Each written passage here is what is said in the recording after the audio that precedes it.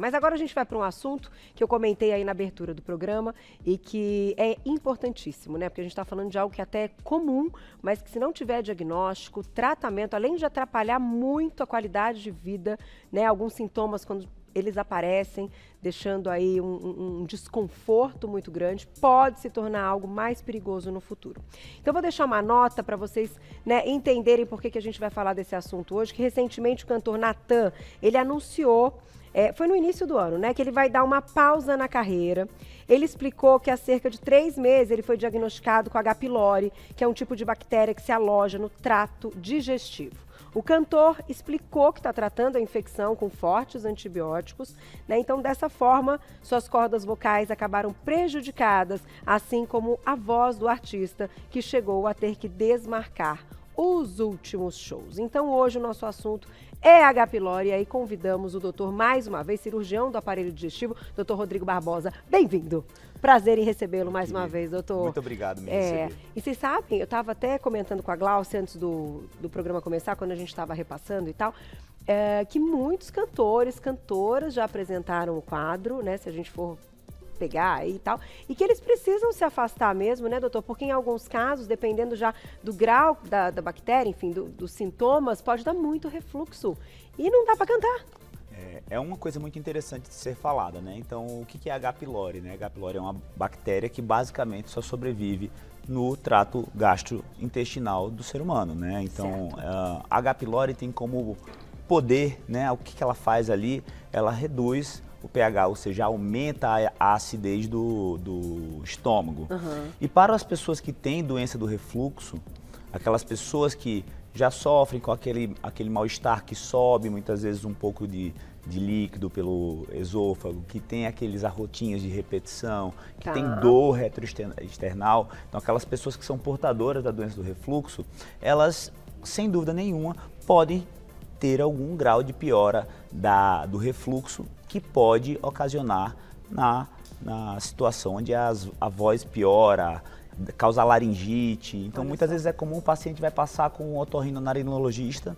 Consegui falar certo, eu nem travei. Boa, doutor. E ali o otorrino fala, olha, você está com refluxo, o teu refluxo é importante. E a H. pylori pode sim piorar o grau dessa acidez. E até, enfim, tá aí no meio desses sintomas. Agora, no início do programa, já tem perguntinhas, tá, gente? Vamos falar de tudo, de diagnóstico também. Mas é importante colocar, porque a gente separou alguns sintomas aqui para colocar na tela, mas você comentou no início do programa que esse início pode ser assintomático. A pessoa leva uma vida normal e, no entanto, a bactéria já está lá. É isso? Sim. É bem importante a gente situar as pessoas de que o H. pylori é uma bactéria muito prevalente, ou seja, ela está presente no nosso meio. Certamente, se você olhar aqui ao redor no estúdio, algum de nós aqui vamos estar carregando essa bactéria, porque essa é uma bactéria que tem transmissão, que nós chamamos de fecal oral, ou seja, no preparo dos alimentos normalmente. Certo. Então, muitas vezes você vai comer num self-service, por exemplo, você adquire a bactéria ali, ela se prende muito fácil ao trato gastrointestinal. E eu vou dar uma dimensão que hoje no Brasil, cerca de 70% da população está contaminada. 70% é muita 70%. E não dá para sair erradicando a torta e a direita para pessoas e ficar fazendo rastreamento para simplesmente ir lá e tratar H. pylori, porque o tratamento também tem seus custos e iremos falar sobre isso. Sem dúvida. Porém, as pessoas que são sintomáticas ou que tiveram como achado de exame ali o H. pylori, 90, 95, 99% delas, e se a gente for levar ao pé da letra, pelo livro, encontrou H. pylori, tem que tratar. Por quê? Porque pode levar a sintomas e os sintomas pioram progressivamente e muitas vezes muito rápido.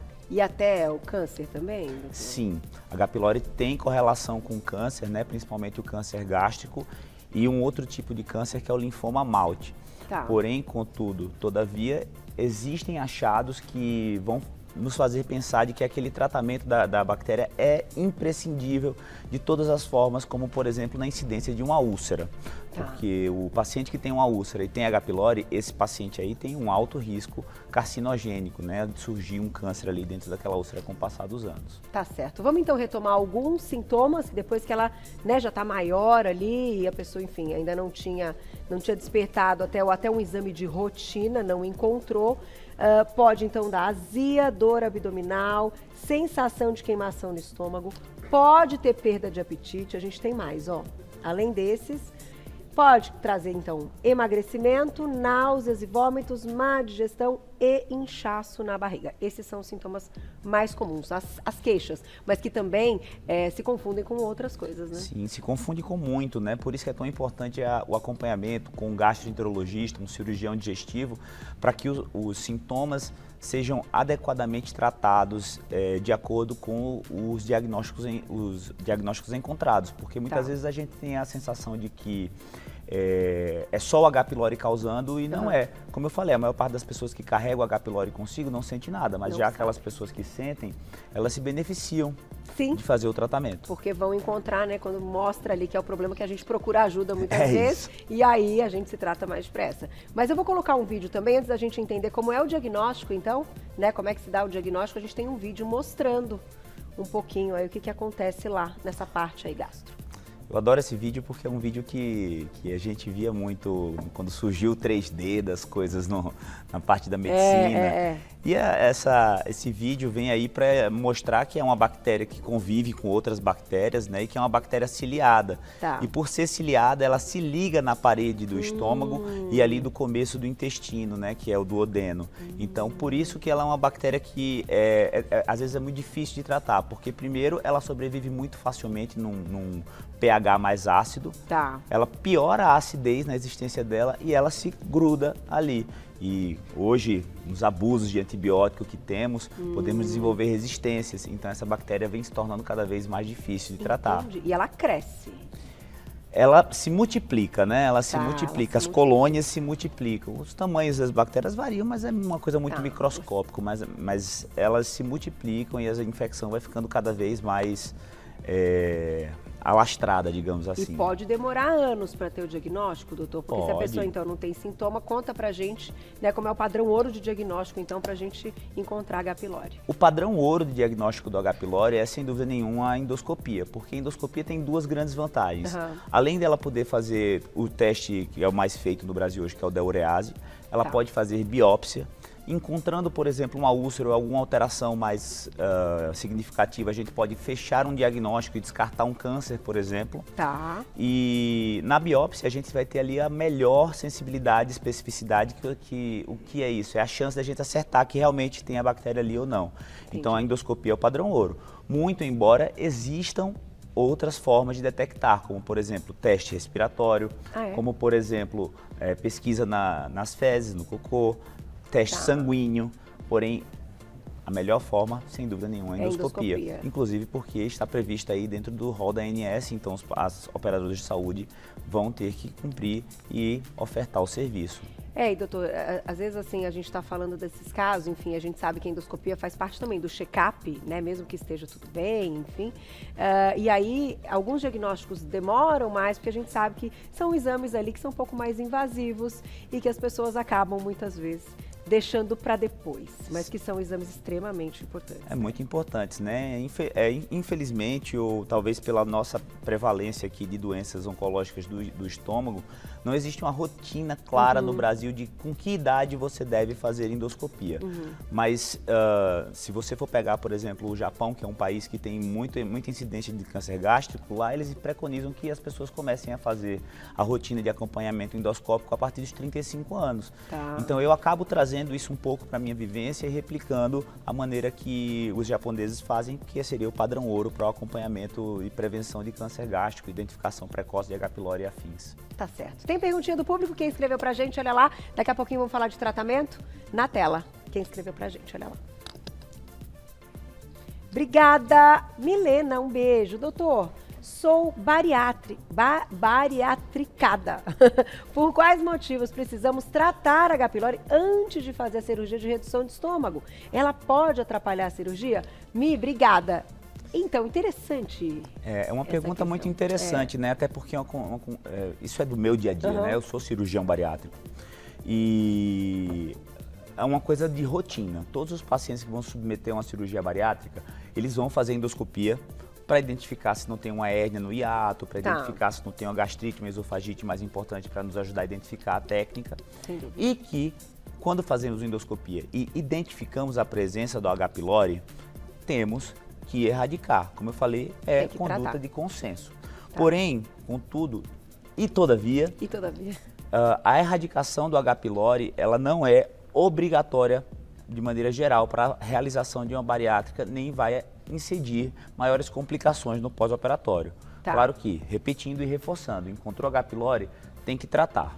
Já no paciente operado, vou aproveitar esse gancho aí para falar um pouco, no paciente operado o jogo muitas vezes é um pouco diferente dependendo do tipo de bariátrica, porque, como eu te falei, a H. pylori é uma bactéria que vem desenvolvendo muitas resistências.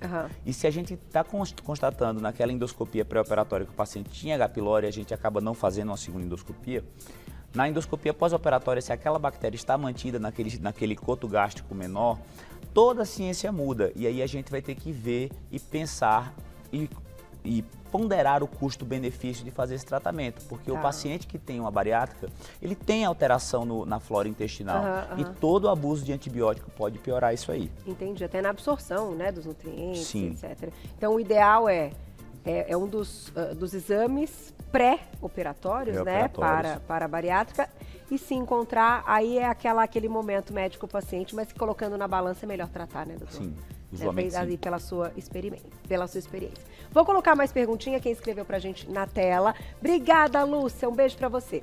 Todo mundo tem H. pylori ou ela é adquirida? Então, Lúcia, não, o H. pylori é uma bactéria que, como eu expliquei previamente, ela é adquirida, né? Então, você pega numa comida que foi preparada por uma pessoa contaminada, normalmente, e é bem prevalente no Brasil, cerca de 70% das pessoas têm. Não é para ficar assustado e deixando de comer, mas é importante que você, sempre que levar, por exemplo, uma comida para casa, um alface para casa, higienize tudo muito bem, saiba bem a procedência dos restaurantes que está comendo para tentar evitar que essa infecção se alastre ali dentro da família, né? Tá certo. Agora, doutor, por exemplo, quando a gente pensa higienizar, né, os alimentos, é necessário algo a mais ou lavar bem já é suficiente quando a gente fala de H. pylori? O H. pylori é uma bactéria bem resistente, né? Então, quando a gente está falando de preparo alimentar, é um pouco mais complicado de fazer esse controle, mas já em leguminosas, essas coisas que dá para fazer, hipoclorito de sódio, aquilo que a gente costuma, vinagre também pode ajudar a erradicar. Porém, o mais complicado de fato, tirando as leguminosas, é você saber a procedência do alimento que está sendo preparado, que você está levando, né? Então a gente vive em eras de delivery, né? Então é complicado. Tem que prestar atenção, gente. Vamos falar do tratamento então, para a gente seguir com as perguntinhas do público? Como é que é, doutor? Ele tem um tempo aí um pouquinho mais extenso? O tratamento do H. pylori é um tratamento um pouco ingrato, né? Você lembra que eu falei que às vezes a gente fica um pouco com receio até de exagerar nos tratamentos, porque a gente sabe hoje que as coisas têm um custo. Exagerar muito no abuso de antibiótico pode levar em algumas doenças no corpo, como a famosa SIBO, que está se falando tanto, né? Que é a hiperproliferação bacteriana do intestino delgado. O tratamento do H. pylori em si é um tratamento que, apesar de simples, é longo. Então nós vamos... A grande maioria dos guidelines, né, das sociedades, elas orientam que a gente faça uma associação de 2 antibióticos por 14 dias, associado a um medicamento que aumente o pH do estômago. Então, os prazóis da vida, a famotidina, sucrafilme, alguns sais de bismuto, mas de via de regra vai ser prazol. Naquelas pessoas que não respondem muito bem a esses prazóis, a gente vai fazer a troca do medicamento por algum substituto. O grande desafio não é nesse tratamento inicial, que vai durar aí, em média 30 dias. 14 dias junto de um antibiótico, 30 dias de bloqueio ácido completo. O grande desafio são as pessoas que não conseguem erradicar o H. pylori. Porque mesmo que façam tudo certinho. Sim, porque aí a gente vai fazer aí o retratamento, onde a gente vai associar mais um antibiótico. A gente vai ter, muitas vezes, que associar o sal de bismuto, como eu falei, e às vezes, mesmo assim, a bactéria não some. Puxa vida. Mas uma mudança alimentar, desculpa te interromper, pode ajudar, doutor, assim, uma alimentação menos inflamatória, enfim, coisas que estão ao nosso alcance e que a gente pode fazer. Tem que ter uma mudança, assim, pensando em alguns alimentos? Se você for pensar de uma maneira mais científica da coisa, falando assim, você vai comer isso, comer aquilo, vai diminuir a chance de você ter que fazer um retratamento. Se a gente for jogar isso para o livro, a gente não tem isso, não tem esse capítulo lá do livro. Mas eu, particularmente falando, como médico e na minha experiência clínica, eu sempre falo para os pacientes tentarem ter uma alimentação mais leve, evitar alimentos que sejam ácidos, porque quanto mais ácido for o pH do estômago, mais aquela bactéria vai ter uma chance de sobrevivência. Então, evitar muito café, por exemplo. Então, coisas que acabem piorando ali a acidez do estômago. Uma outra coisa que eu sempre falo, que durante o tratamento do H. pylori, evite álcool. Sem dúvida. Por quê? Porque quando a gente toma, não só o fígado, o álcool ele tem uma grande coisa, né? Eu sei que todo mundo que está em casa, quando toma a sua cervejinha, percebe, vai muito ao banheiro. Entendi. E nisso que vai muito ao banheiro, lava mais o antibiótico do corpo, né? Excreta mais o antibiótico. Então a eficácia daquele antibiótico pode ser reduzida por redução do nível sérico, que a gente chama, a quantidade do antibiótico no sangue. Tá certo. Tem mais perguntinha, então agora vamos até o final com perguntinhas do público. Olha lá quem escreveu pra gente. Lúcia, obrigada, um beijo. Tive a bactéria H. pylori, fiz o tratamento com antibiótico, tenho que refazer endoscopia? Boa pergunta. Então é como eu estava falando mais cedo, né? A gente vai depender um pouco do guideline que está seguindo. No Brasil, a orientação hoje é que repita sim a endoscopia para confirmar a erradicação. Ou utilize algum teste alternativo, como eu falei. Existe o teste respiratório, o teste da pesquisa nas fezes e no sangue. Porém, como eu falei, a endoscopia segue sendo a melhor. Os dois podem dar negativo e aí vai ficar aquela dúvida. Esse que é o duro, né? E no final, não, vai ter que realmente... Se os dois ou um deles já der positivo, ok, né? Mas se não der, aí você vai ficar na dúvida. E aí é só endoscopia que pode tirar. E aí o que também pode nortear muito a necessidade de fazer essa endoscopia ou não, né? Tem coisas que devem ser ponderadas na vida. Primeiro, como você está se sentindo. Segundo, quais achados havia na sua endoscopia. Terceiro, qual que é o seu acesso a fazer uma endoscopia. Porque eu não vou ser um médico radical num cenário onde o paciente vai ter que se sacrificar para pagar a endoscopia, sendo que ele está muito bem, obrigado. A endoscopia dele não tinha uma úlcera, não tinha uma gastrite atrófica que justificasse eu ficar enlouquecendo ele para fazer uma endoscopia. Então é aquela coisa de encontrar um médico que tenha bom senso. Tá certo, perfeito. Vamos para a próxima, olha lá, quem escreveu pra gente na tela. Herbert, obrigada. Como posso perceber que posso estar com H. pylori? Tenho muita dor no estômago, refluxo e uma sensação de suco gástrico na garganta. Então, Herbert, é bem importante que você tenha o discernimento que você está passando por um problema gástrico e com refluxo agora, tá? Então você vai precisar de um auxílio médico.